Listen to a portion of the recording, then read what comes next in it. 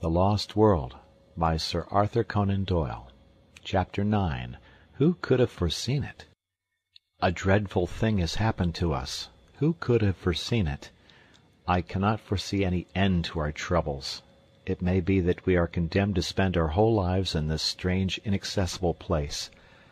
I am still so confused that I can hardly think clearly of the facts of the present or of the chances for the future.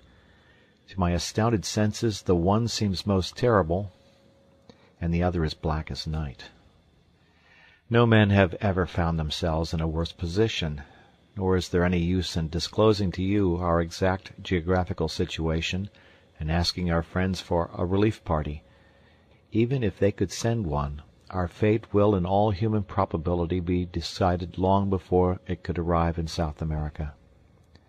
We are, in truth, as far from any human aid as if we were on the moon.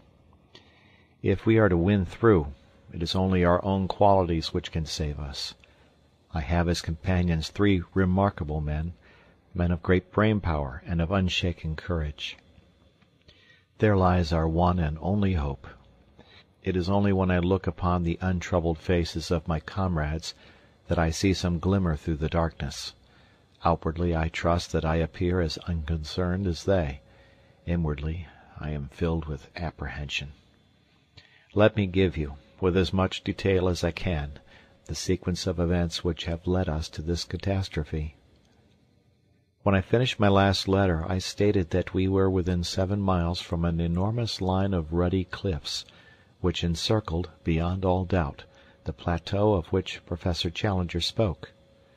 Their height as we approached them seemed to me in some places to be greater than he had stated, running up in parts to at least 1,000 feet, and they were curiously striated, in a manner which is, I believe, characteristic of basaltic upheavals.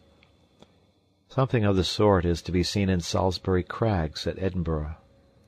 The summit showed every sign of a luxuriant vegetation, with bushes near the edge, and farther back many high trees.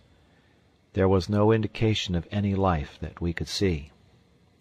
That night we pitched our camp immediately under the cliff, a most wild and desolate spot. The crags above us were not merely perpendicular, but curved outwards at the top, so that ascent was out of the question. Close to us was the high, thin pinnacle of rock which I believe I mentioned earlier in this narrative. It is like a broad, rich church spire, the top of it being level with the plateau, but a great chasm gaping between. On the summit of it there grew one high tree. Both pinnacle and cliff were comparatively low, some 500 or 600 feet, I should think. "It was on that," said Professor Challenger, pointing to this tree, "that the pterodactyl was perched. I climbed halfway up the rock before I shot him. I am inclined to think that a good mountaineer like myself could ascend the rock to the top, though he would, of course, be no nearer to the plateau when he had done so." As Challenger spoke of his pterodactyl, I glanced at Professor Summerlee, and for the first time I seemed to see some signs of a dawning credulity and repentance. There was no sneer upon his thin lips, but on the contrary, a gray, drawn look of excitement and amazement. Challenger saw it too, and revelled in the first taste of victory.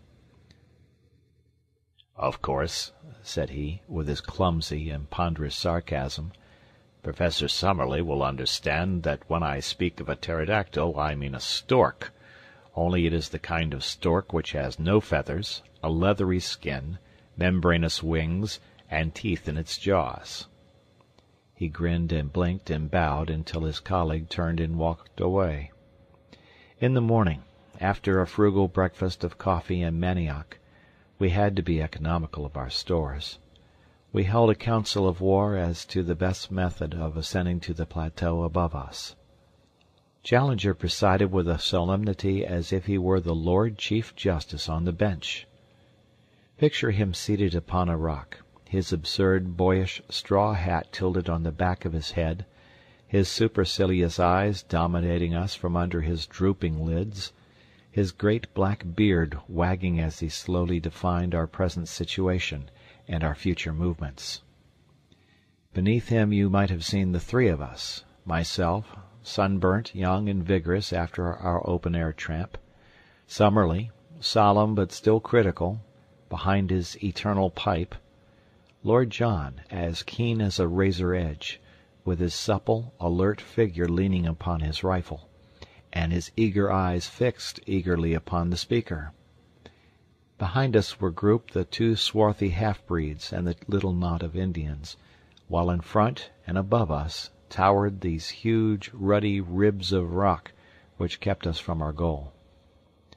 "I need not say," said our leader, "that on the occasion of my last visit I exhausted every means of climbing the cliff, and where I failed I do not think that anyone else is likely to succeed, for I am something of a mountaineer. I had none of the appliances of a rock climber with me, but I have taken the precaution to bring them now. With their aid I am positive I could climb that detached pinnacle to the summit, but so long as the main cliff overhangs, it is vain to attempt ascending that. I was hurried upon my last visit by the approach of the rainy season, and by the exhaustion of my supplies. These considerations limited my time, and I can only claim that I have surveyed about 6 miles of the cliff to the east of us, finding no possible way up.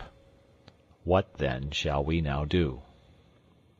"There seems to be only one reasonable course," said Professor Summerlee. "If you have explored the east, we should travel along the base of the cliff to the west, and seek for a practicable point for our ascent." "That's it," said Lord John. "The odds are that this plateau is of no great size, and we shall travel round it until we either find an easy way up it, or come back to the point from which we started." "I have already explained to our young friend here," said Challenger. He has a way of alluding to me as if I were a school-child 10 years old, "that it is quite impossible that there should be an easy way up anywhere, for the simple reason that if there were the summit would not be isolated, and those conditions would not obtain which have effected so singular an interference with the general laws of survival. Yet I admit that there may very well be places where an expert human climber may reach the summit, and yet a cumbrous and heavy animal be unable to descend. It is certain that there is a point where an ascent is possible." "How do you know that, sir?" asked Summerlee sharply. "Because my predecessor, the American Maple White, actually made such an ascent. How otherwise could he have seen the monster which he sketched in his notebook?" "There you reason somewhat ahead of the proved facts," said the stubborn Summerlee. "I admit your plateau, because I have seen it, but I have not as yet satisfied myself that it contains any forms of life whatever." "What you admit, sir, or what you do not admit, is really of inconceivably small importance. I am glad to perceive that the plateau itself has actually obtruded itself upon your intelligence." He glanced up at it, and then, to our amazement, he sprang from his rock, and seizing Summerlee by the neck, he tilted his face into the air. "No, sir!" he shouted, hoarse with excitement. "Do I help you to realize that the plateau contains some animal life?"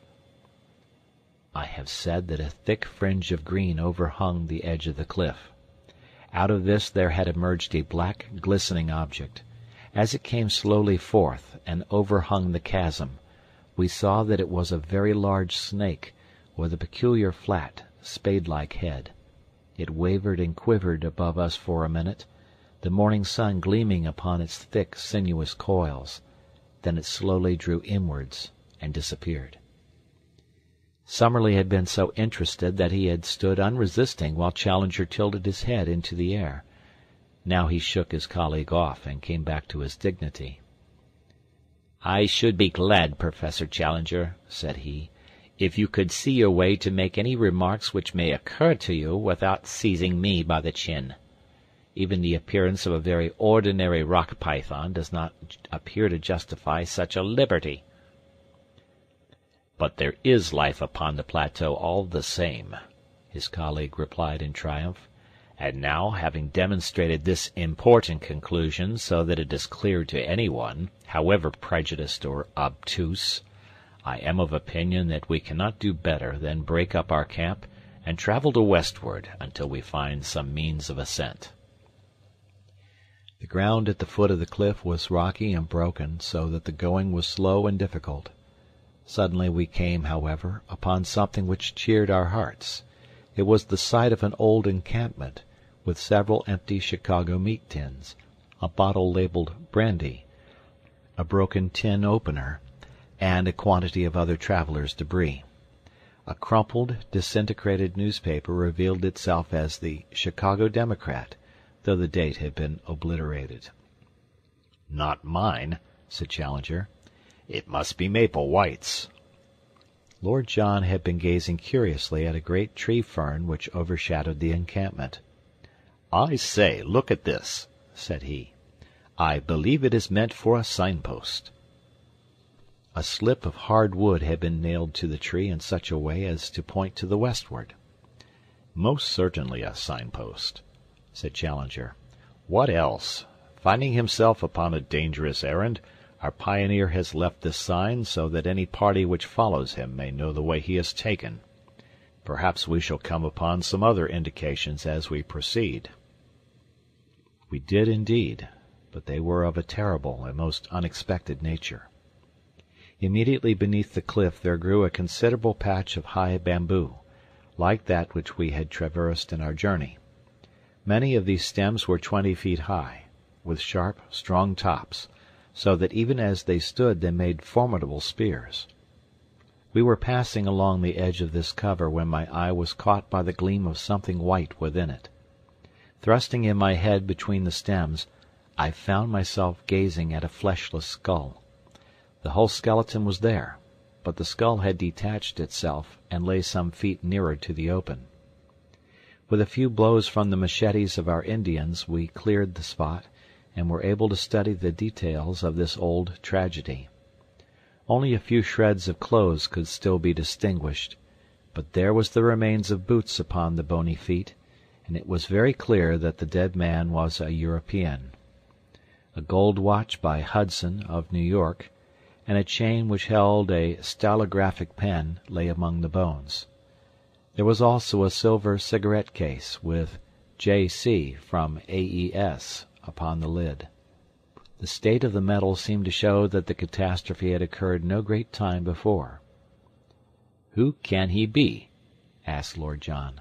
"Poor devil! Every bone in his body seems to be broken." "And the bamboo grows through his smashed ribs," said Summerlee. "It is a fast-growing plant, but it is surely inconceivable that his body could have been here while the canes grew to be 20 feet in length." "As to the man's identity," said Professor Challenger, "I have no doubt whatever upon that point. As I made my way up the river, before I reached you at the fazenda I instituted very particular inquiries about Maple White. At Para they knew nothing. Fortunately, I had a definite clue, for there was a particular picture in his sketch-book which showed him taking lunch with a certain ecclesiastic at Rosario.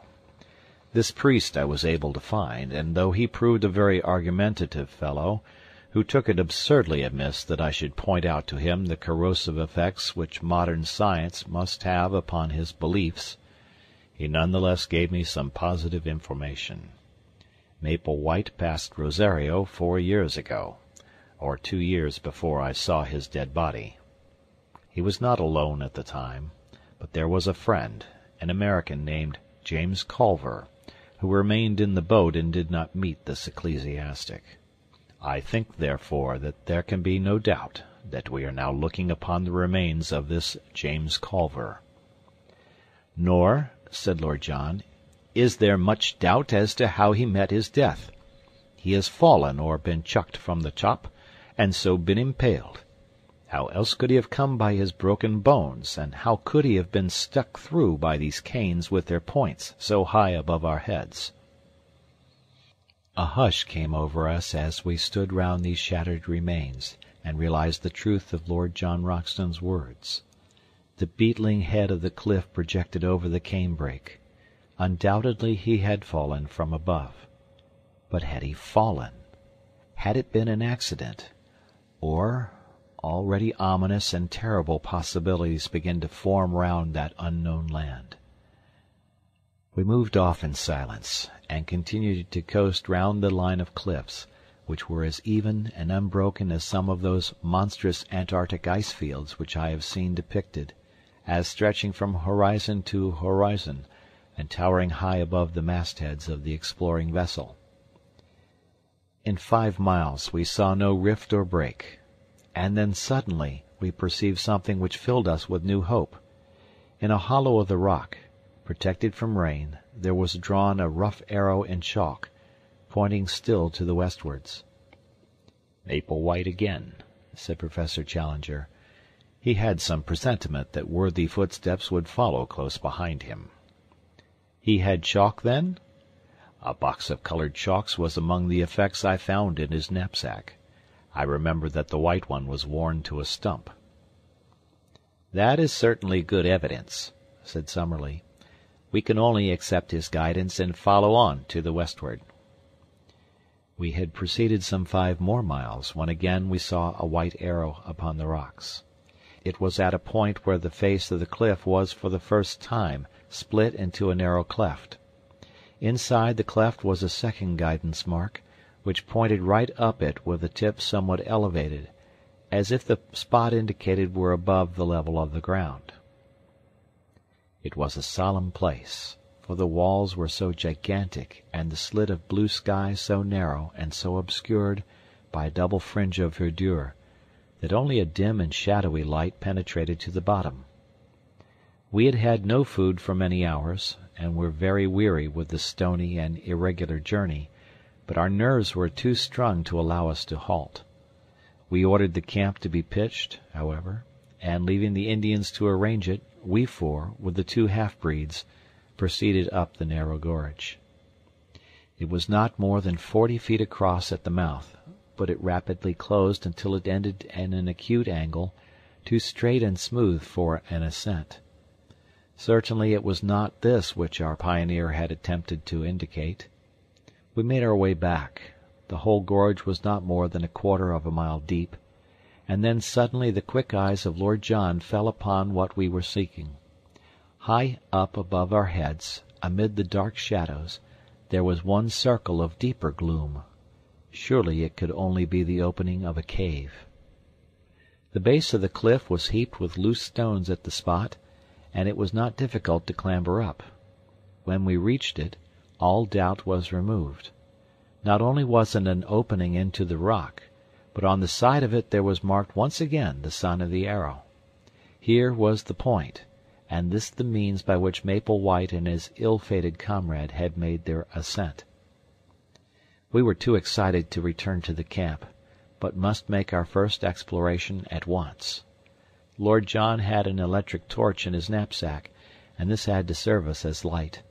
He advanced, throwing his little clear circlet of yellow radiance before him, while in single file we followed at his heels. The cave had evidently been water-worn, the sides being smooth and the floor covered with rounded stones. It was of such a size that a single man could just fit through by stooping. For 50 yards it ran almost straight into the rock, and then it ascended at an angle of 45 degrees. Presently this incline became even steeper, and we found ourselves climbing upon hands and knees among loose rubble which slid from beneath us. Suddenly an exclamation broke from Lord Roxton. "It's blocked," said he.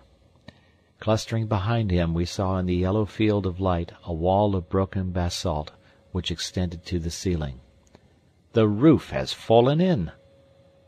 In vain we dragged out some of the pieces. The only effect was that the larger ones became detached, and threatened to roll down the gradient and crush us. It was evident that the obstacle was far beyond any efforts which could be made to remove it. The road by which Maple White had ascended was no longer available. Too much cast down to speak, we stumbled down the dark tunnel and made our way back to the camp. One incident occurred, however, before we left the gorge, which is of importance in view of what came afterwards. We had gathered in a little group at the bottom of the chasm, some 40 feet beneath the mouth of the cave, when a huge rock rolled suddenly downwards and shot past us with tremendous force. It was the narrowest escape for one or all of us. We could not ourselves see whence the rock had come, but our half-breed servants, who were still at the opening of the cave, said that it had flown past them, and must therefore have fallen from the summit. Looking upwards, we could see no sign of movement above us amidst the green jungle which topped the cliff. There could be little doubt, however, that the stone was aimed at us, so the incident surely pointed to humanity, and malevolent humanity, upon the plateau. We withdrew hurriedly from the chasm, our minds full of this new development and its bearing upon our plans. The situation was difficult enough before, but if the obstructions of nature were increased by the deliberate opposition of man, then our case was indeed a hopeless one. And yet, as we looked up at that beautiful fringe of verdure only a few hundreds of feet above our heads, there was not one of us who could conceive the idea of returning to London until we had explored it to its depths. On discussing the situation, we determined that our best course was to continue to coast round the plateau in the hope of finding some other means of reaching the top. The line of cliffs, which had decreased considerably in height, had already begun to trend from west to north, and if we could take this as representing the arc of a circle, the whole circumference could not be very great.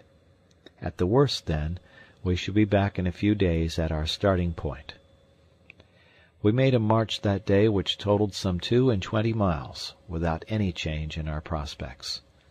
I may mention that our aneroid barometer shows us that in the continual incline which we have ascended since we abandoned our canoes, we have risen to no less than 3,000 feet above sea level. Hence there is a considerable change both in the temperature and in the vegetation. We have shaken off some of that horrible insect life which is the bane of tropical travel. A few palms still survive, and many tree ferns, but the Amazonian trees have all been left behind. It was pleasant to see the convolvulus, the passion flower, and the begonia, all reminding me of home, here among these inhospitable rocks. There was a red begonia just the same color as one that is kept in a pot in the window of a certain villa in Streatham, but I am drifting into private reminiscence. That night, I am still speaking of the first day of our circumnavigation of the plateau, a great experience awaited us, and one which forever set at rest any doubt which we could have had as to the wonders so near us. You will realize as you read it, my dear Mr. McArdle, and possibly for the first time, that the paper has not sent me on a wild goose chase, and that there is conceivably fine copy waiting for the world whenever we have the Professor's leave to make use of it. I shall not dare to publish these articles unless I can bring back my proofs to England, or I shall be hailed as the journalistic Munchausen of all time. I have no doubt that you feel the same way yourself, and that you would not care to stake the whole credit of the Gazette upon this adventure, until we can meet the chorus of criticism and skepticism which such articles must of necessity elicit. So this wonderful incident, which would make such a headline for the old paper, must still wait its turn in the editorial drawer. And yet it was all over in a flash, and there was no sequel to it, save in our own convictions. What occurred was this. Lord John had shot an agouti, which is a small pig-like animal, and, half of it having been given to the Indians, we were cooking the other half upon our fire. There is a chill in the air after dark, and we had all drawn close to the blaze. The night was moonless, but there were some stars, and one could see for a little distance across the plain. Well, suddenly out of the darkness, out of the night, there swooped something with a swish like an aeroplane. The whole group of us were covered for an instant by a canopy of leathery wings, and I had a momentary vision of a long, snake-like neck, a fierce, red, greedy eye, and a great snapping beak, filled to my amazement with little gleaming teeth. The next instant it was gone, and so was our dinner. A huge black shadow, 20 feet across, skimmed up into the air. For an instant the monster wings blotted out the stars, and then it vanished over the brow of the cliff above us. We all sat in amazed silence round the fire, like the heroes of Virgil when the harpies came down upon them. It was Summerlee who was the first to speak. "Professor Challenger," said he in a solemn voice, which quavered with emotion, "I owe you an apology. Sir, I am very much in the wrong, and I beg that you will forget what is past." It was handsomely said, and the two men for the first time shook hands. So much we have gained by this clear vision of our first pterodactyl. It was worth a stolen supper to bring two such men together. But if prehistoric life existed upon the plateau, it was not superabundant, for we had no further glimpse of it during the next 3 days. During this time we traversed a barren and forbidding country, which alternated between stony desert and desolate marshes full of many wildfowl upon the north and east of the cliffs. From that direction the place is really inaccessible, and were it not for a hardish ledge which runs at the very base of the precipice, we should have had to turn back. Many times we were up to our waists in the slime and blubber of an old semi-tropical swamp. To make matters worse, the place seemed to be a favorite breeding place of the Jaracaca snake, the most venomous and aggressive in South America. Again and again these horrible creatures came writhing and springing towards us across the surface of this putrid bog, and it was only by keeping our shotguns forever ready that we could feel safe from them. One funnel-shaped depression in the morass, of a livid green in color from some lichen which festered in it, will always remain as a nightmare memory in my mind. It seems to have been a special nest of these vermins, and the slopes were alive with them, all writhing in our direction, for it is a peculiarity of the Jaracaca that he will always attack man at first sight. There were too many for us to shoot, so we fairly took to our heels and ran until we were exhausted. I shall always remember as we looked back how far behind we could see the heads and necks of our horrible pursuers rising and falling amid the reeds. Jaracaca Swamp we named it in the map which we are constructing. The cliffs upon the farther side had lost their ruddy tint, being chocolate brown in color. The vegetation was more scattered among the top of them, and they had sunk to 300 or 400 feet in height, but in no place did we find any point where they could be ascended. If anything, they were more impossible than at the first point where we had met them. Their absolute steepness is indicated in the photograph which I took over the stony desert. "Surely," said I, as we discussed the situation, "the rain must find its way down somehow. There are bound to be water channels in the rocks." "Our young friend has glimpses of lucidity," said Professor Challenger, patting me upon the shoulder. "The rain must go somewhere," I repeated. "He keeps a firm grip upon actuality. The only drawback is that we have conclusively proved by ocular demonstration that there are no water channels down the rocks." "Where, then, does it go?" I persisted. "I think it may be fairly assumed that if it does not come outwards it must run inwards." "Then there is a lake in the center." "So I should suppose." "It is more than likely that the lake may be an old crater," said Summerlee. "The whole formation is, of course, highly volcanic. But however that may be, I should expect to find the surface of the plateau slope inwards with a considerable sheet of water in the center, which may drain off by some subterranean channel into the marshes of the Jaracaca Swamp." "Or evaporation might preserve an equilibrium," remarked Challenger, and the two learned men wandered off into one of their usual scientific arguments, which were as comprehensible as Chinese to the layman. On the 6th day we completed our first circuit of the cliffs, and found ourselves back at the first camp, beside the isolated pinnacle of rock. We were a disconsolate party, for nothing could have been more minute than our investigation, and it was absolutely certain that there was no single point where the most active human being could possibly hope to scale the cliff. The place which Maplewhite's chalk marks had indicated as his own means of access was now entirely impassable.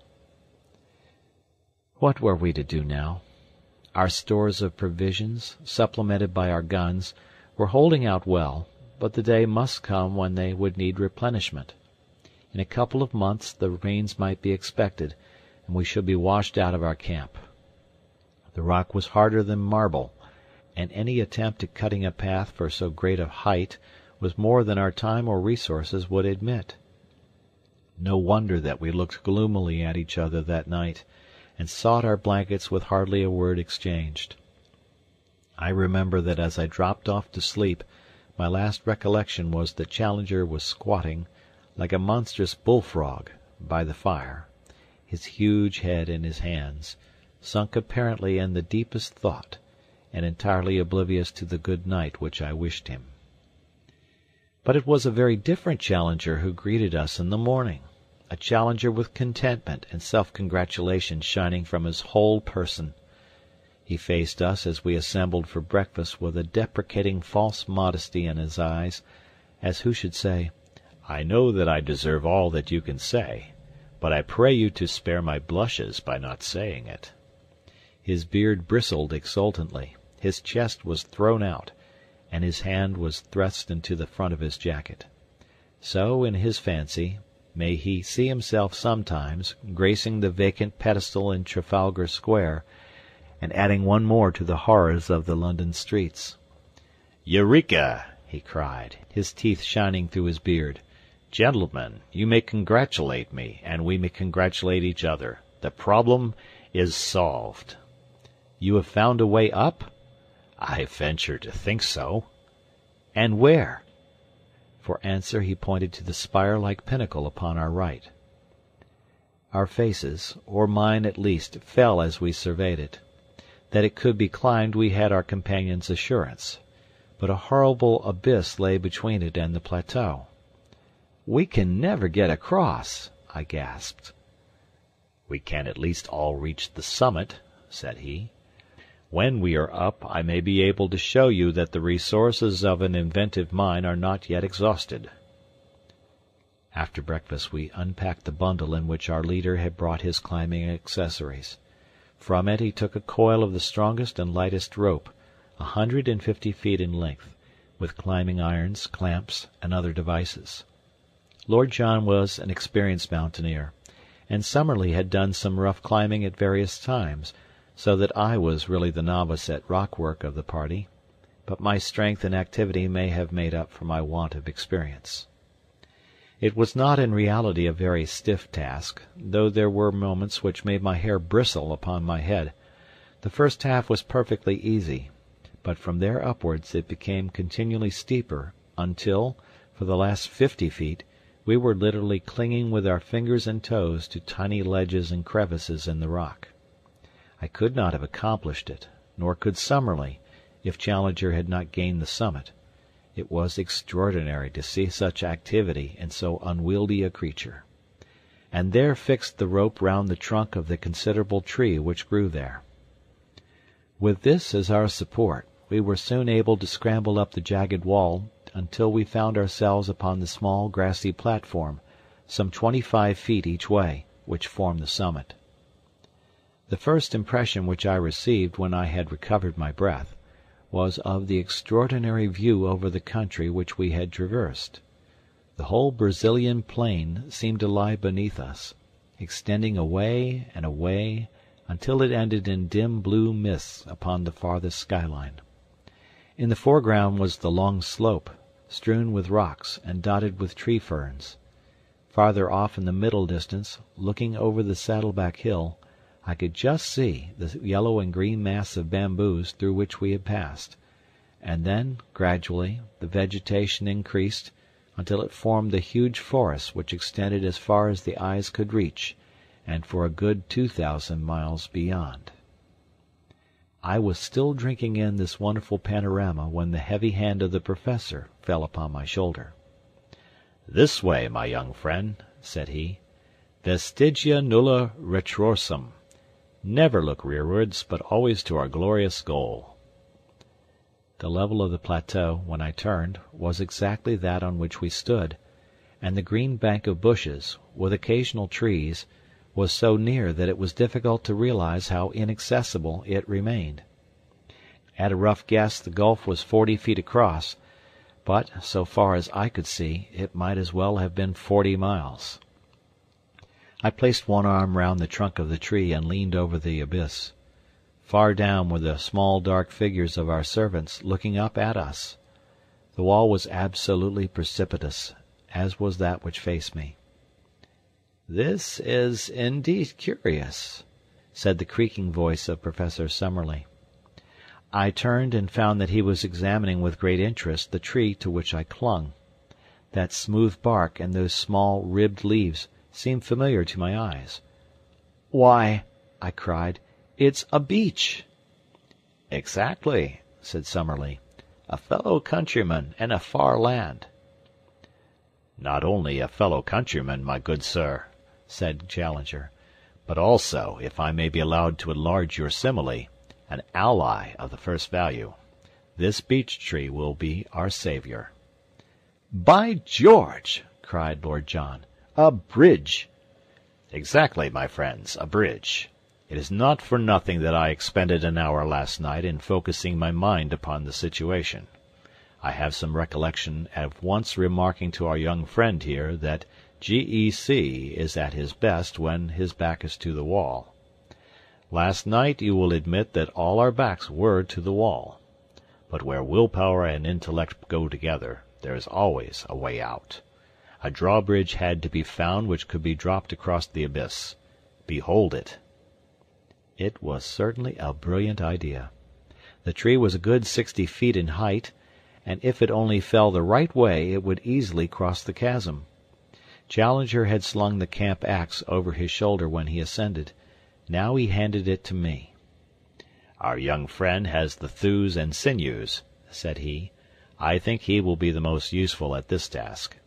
I must beg, however, that you will kindly refrain from thinking for yourself, and that you will do exactly what you are told." Under his direction I cut such gashes in the side of the tree as would ensure that it should fall as we desired.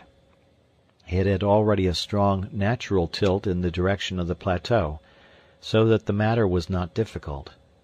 Finally I set to work in earnest upon the trunk, taking turn and turn with Lord John. In a little over an hour there was a loud crack. The tree swayed forward, and then crashed over, burying its branches among the bushes on the farther side. The severed trunk rolled to the very edge of our platform, and for one terrible second we all thought it was over. It balanced itself, however, a few inches from the edge, and there was our bridge to the unknown. All of us, without a word, shook hands with Professor Challenger, who raised his straw hat and bowed deeply to each in turn.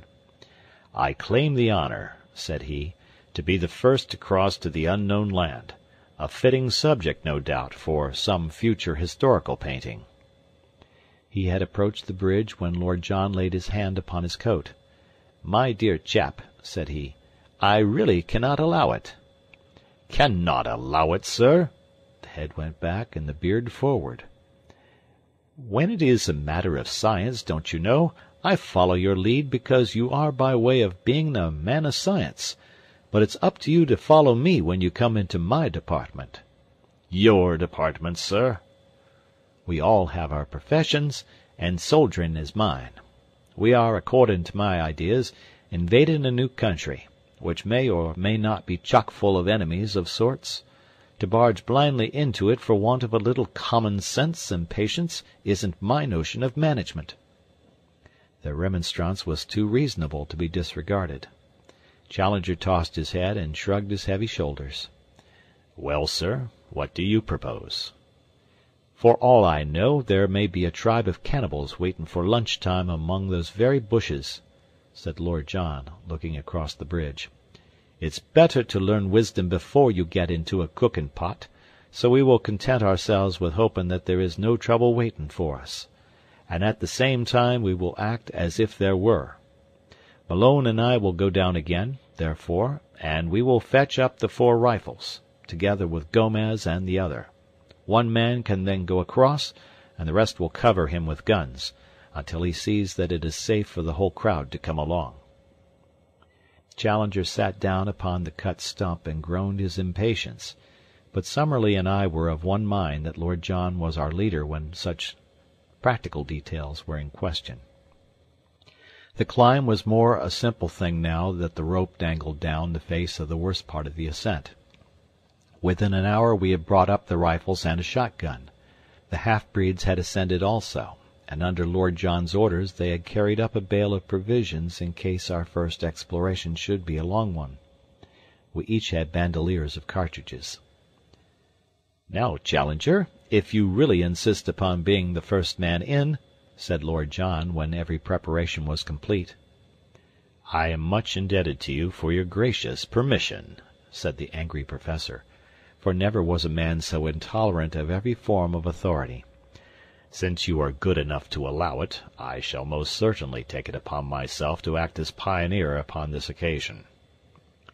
Seating himself with a leg overhanging the abyss on each side, and his hatchet slung upon his back, Challenger hopped his way across the trunk and was soon at the other side. He clambered up and waved his arms in the air. "At last!" he cried. "At last!" I gazed anxiously at him, with a vague expectation that some terrible fate would dart at him from the curtain of green behind him. But all was quiet, save that a strange, many-colored bird flew up from under his feet and vanished among the trees. Summerlee was the second. His wiry energy is wonderful in so frail a frame. He insisted upon having 2 rifles slung upon his back, so that both professors were armed when he had made his transit. I came next, and tried hard not to look down into the horrible gulf over which I was passing. Summerlee held out the butt end of his rifle, and an instant later I was able to grasp his hand. As to Lord John, he walked across, actually walked without support. He must have nerves of iron. And there we were, the 4 of us, upon the dreamland, the lost world, of Maple White. To all of us it seemed the moment of our supreme triumph. Who could have guessed that it was the prelude to our supreme disaster? Let me say in a few words how the crushing blow fell upon us. We had turned away from the edge, and had penetrated about 50 yards of close brushwood, when there came a frightful rending crash from behind us. With one impulse we rushed back the way that we had come. The bridge was gone. Far down at the base of the cliff I saw, as I looked over, a tangled mass of branches and splintered trunk. It was our beech tree. Had the edge of the platform crumbled and let it through? For a moment this explanation was in all our minds. The next, from the farther side of the rocky pinnacle before us, a swarthy face, the face of Gomez the half-breed, was slowly protruded. Yes, it was Gomez, but no longer the Gomez of the demure smile and the mask-like expression. Here was a face with flashing eyes and distorted features, a face convulsed with hatred and with the mad joy of gratified revenge. "Lord Roxton!" he shouted. "Lord John Roxton!" "Well," said our companion, "here I am." A shriek of laughter came across the abyss. "Yes, there you are, you English dog, and there you will remain. I have waited, and now it has come my chance. You found it hard to get up, you will find it harder to get down. You cursed fools, you are trapped, every one of you." We were too astounded to speak. We could only stand there staring in amazement. A great broken bough upon the grass showed where he had gained his leverage to tilt over our bridge. The face had vanished, but presently it was up again, more frantic than before. "We nearly killed you with a stone at the cave," he cried. "But this is better. It is slower and more terrible. Your bones will whiten up there, and none will know where you lie or come to cover them. As you lie dying, think of Lopez, whom you shot 5 years ago on the Putumayo River. I am his brother, and come what will I will die happy now, for his memory has been avenged." A furious hand was shaken at us, and then all was quiet.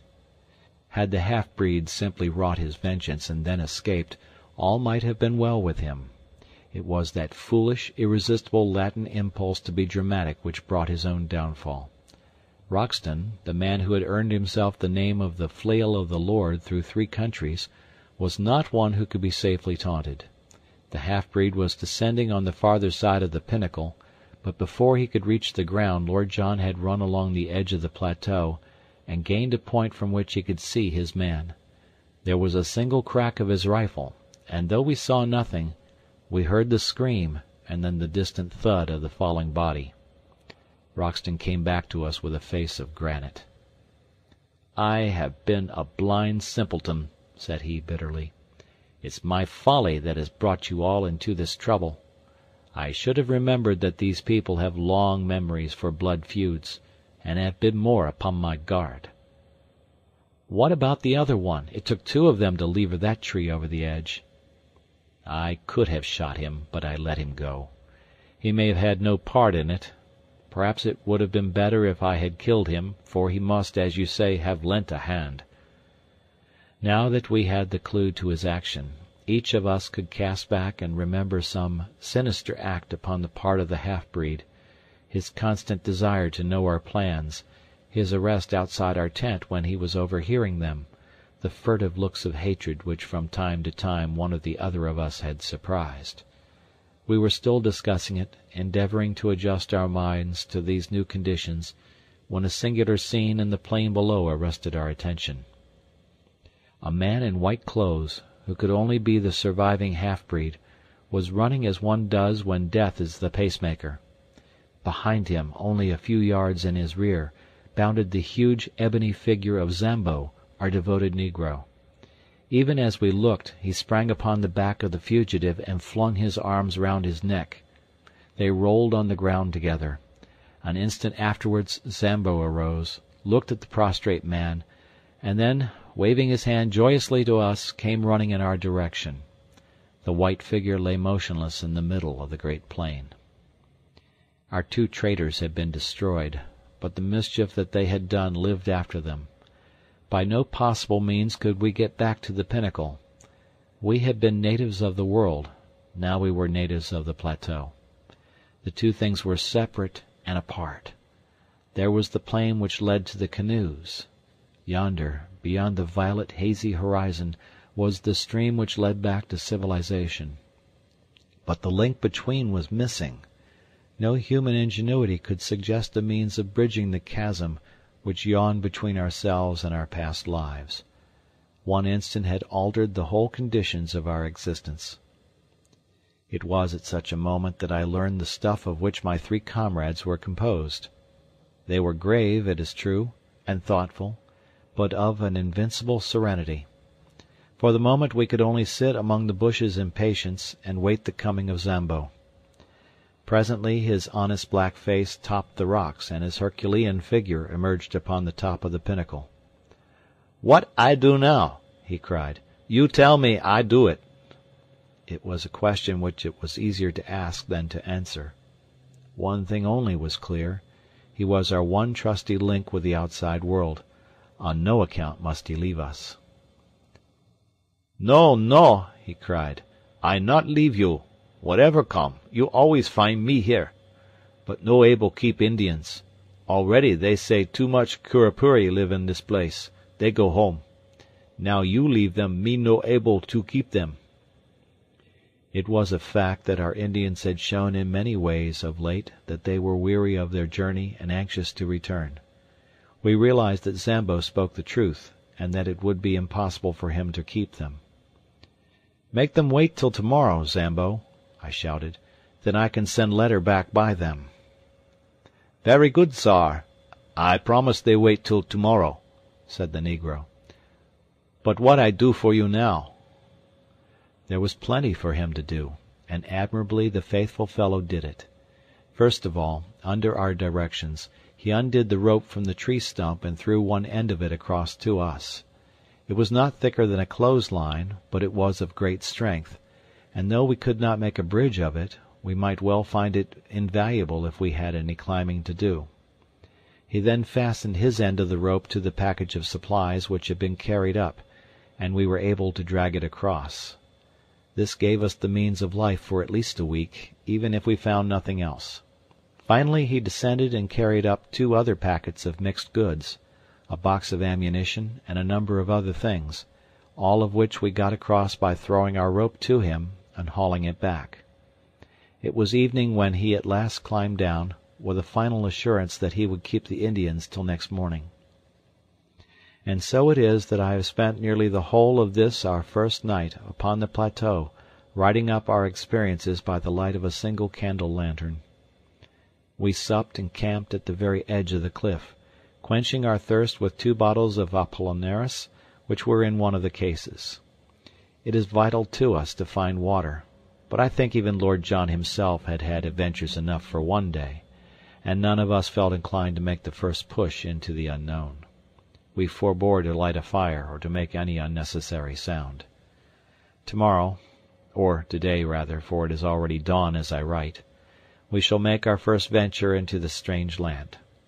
When I shall be able to write again, or if I shall ever write again, I know not.